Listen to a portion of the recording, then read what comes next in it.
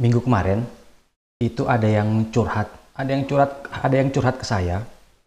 Dia YouTuber atau konten kreator yang bikin video-video tentang woodworking. Jadi dia curhat, mungkin sebenarnya bukan curhat kali ya, tapi lebih ke diskusi. Dia tanya soal apresiasi. Jadi dia tanya apa benar kalau misalkan audiens Indonesia, orang-orang Indonesia yang nonton YouTube itu kurang, apa ya, apresiasinya kurang terhadap konten kreator atau terhadap sebuah karya. Mungkin ini lanjutan dari video sebelumnya ya, yang soal tips review, terus juga soal bullying dalam komunitas. Tapi kalau yang saya lihat ya, itu untuk apresiasi itu tergantung audiensnya, tergantung orangnya.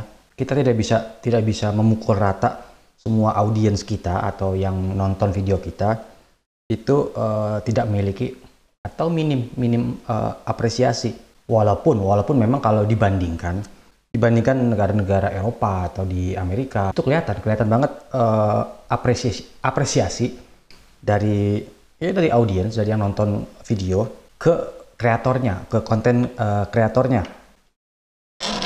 Dulu waktu kuliah juga saya pernah ikut diskusi seminar di Jogja itu soal budaya apresiasi budaya. Jadi budaya Indonesia memang, kalau yang saya tangkap ya dari diskusi itu dulu, seingat saya, budaya apresiasi kita memang rendah untuk mengapresiasi sebuah karya atau sebuah seni atau kreativitas. Itu memang masih minim. Bukan tidak ada ya, tapi masih minim. Apalagi untuk karya-karya atau konten yang online atau yang berbentuk pembelajaran atau tutorial atau sharing.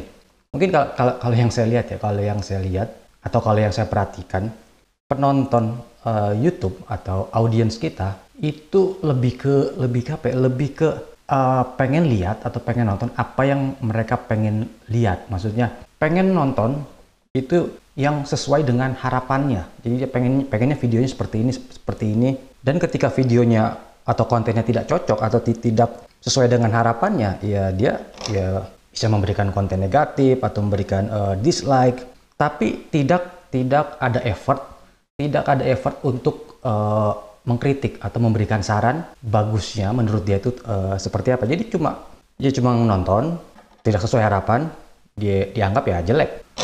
Nah kalau itu kayaknya sudah biasa, maksudnya ya sudah menjadi hal yang biasa. Namanya opini, ya kita sebagai konten kreator ya mesti terima. Tapi tadi ya mungkin yang disayangkan itu apresiasi, maksudnya effort untuk membantu konten kreatornya untuk bisa lebih maju lagi, bisa lebih bagus lagi, itu nggak ada. Jadi nggak ada feedbacknya. Jadi kasarnya mungkin seperti berharap konten kreator itu bisa membaca pikiran penontonnya. Mungkin sama kayak seperti kita punya pacar atau punya istri gitu ya. Kalau pas lagi ngambek ditanya kenapa, nggak apa-apa. Jadi ya namanya opini, yang namanya pendapat orang lain, pemikiran orang lain, kita kan nggak bisa bukan tidak bisa untuk protes, tapi ya memang sudah begitu adanya.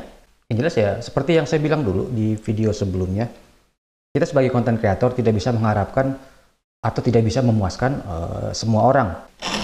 Tapi semua itu balik lagi ke tujuan kita. Tujuan kita bikin konten, bikin video, apakah memang benar-benar murni untuk sharing atau ada tujuan lain, misalkan mengharapkan apresiasi, mengharapkan orang untuk bilang keren atau ya kasarnya dipuji lah. Kalau kita benar-benar murni, maksudnya benar-benar niat untuk sharing, ya kita pasti akan bisa menerima opini apapun, kritikan apapun, dan masukan apapun. Walau memang ya beberapa belum bisa melihat effort kita sebagai konten kreator, effort untuk sharingnya, effort untuk berbagi itu belum bisa dilihat dan memang tidak kelihatan.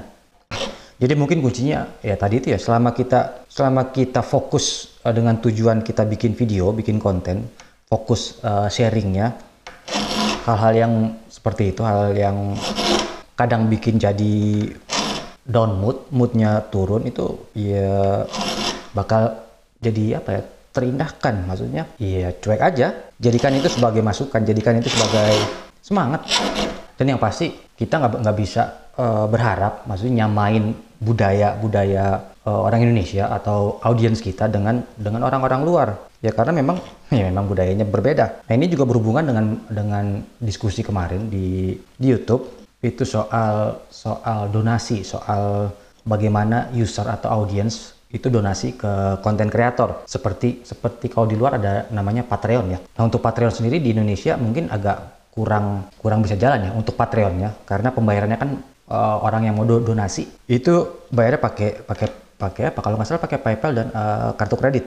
Nah, untuk di Indonesia sebenarnya ada beberapa, ada Sosiabas, ada karya apa gitu, saya lupa, ada tadi dapat dari Facebook itu saweran apa gimana gitu, nanti saya tulis di deskripsi. Nah, itu platform lokal yang memungkinkan orang atau penonton itu bisa donasi ke konten kreatornya. Mungkin kalau di luar, di Amerika misalkan atau di Eropa, mungkin ini sudah menjadi budaya atau sudah menjadi hal yang biasa untuk si penonton itu bisa berkontribusi terhadap konten kreator atau terhadap channel. Tapi kalau yang saya lihat sih sepertinya juga budaya itu belum bisa di copy langsung di Indonesia, setidaknya untuk saat ini.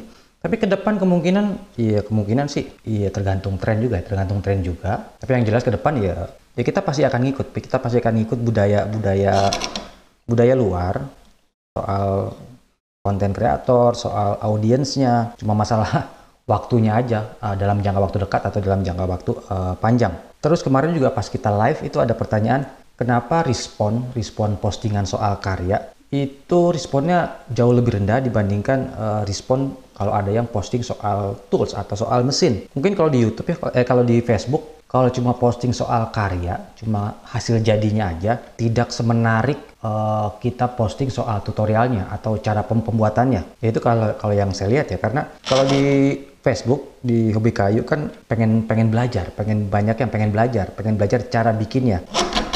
Jadi mungkin akan lebih baik jika postingannya itu lebih ke tutorial. Jadi bukan cuma hasil jadinya, tapi lebih ke prosesnya. Bagaimana cara membuatnya, alat apa yang digunakan, teknik apa yang digunakan. Itu kayaknya bisa lebih mengangkat untuk kita berdiskusi dibandingkan cuma sekedar foto-foto hasil jadi. Ya bagus lagi kalau ada videonya, video pembuatannya. Nah, kalau untuk soal postingan tools atau mesin, kayaknya sama aja, baik di YouTube, baik di Facebook, itu akan lebih banyak yang lihat atau akan lebih banyak yang nonton dibandingkan konten-konten soal karya.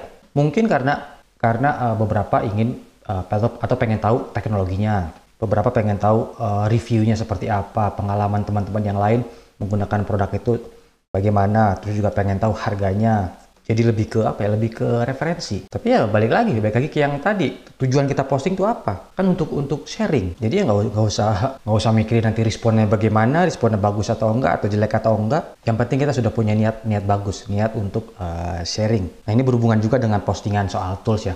Yang dulu kayaknya pernah ada yang posting atau komentar di Facebook. Saya pengen posting soal tool saya, pengen nge-review. Barangnya lumayan cukup mahal. Cuma nggak jadi di-review. Dia takut dibilang sombong. Ya kalau sombong atau orang yang selalu bilang atau mikir sombong, itu kan berarti dia yang bisa dibilang intelektualnya rendah. Karena sombong itu kan sombong itu bukan memiliki atau menggunakan barang atau alat yang mewah atau alat yang mahal.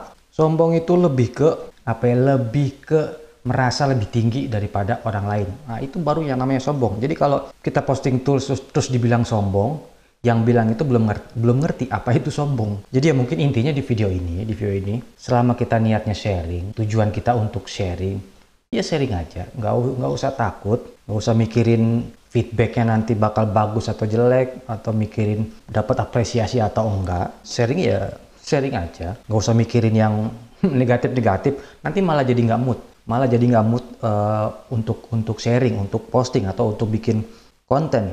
Yang jelas ya anjing menggonggong mungkin karena dia kena corona.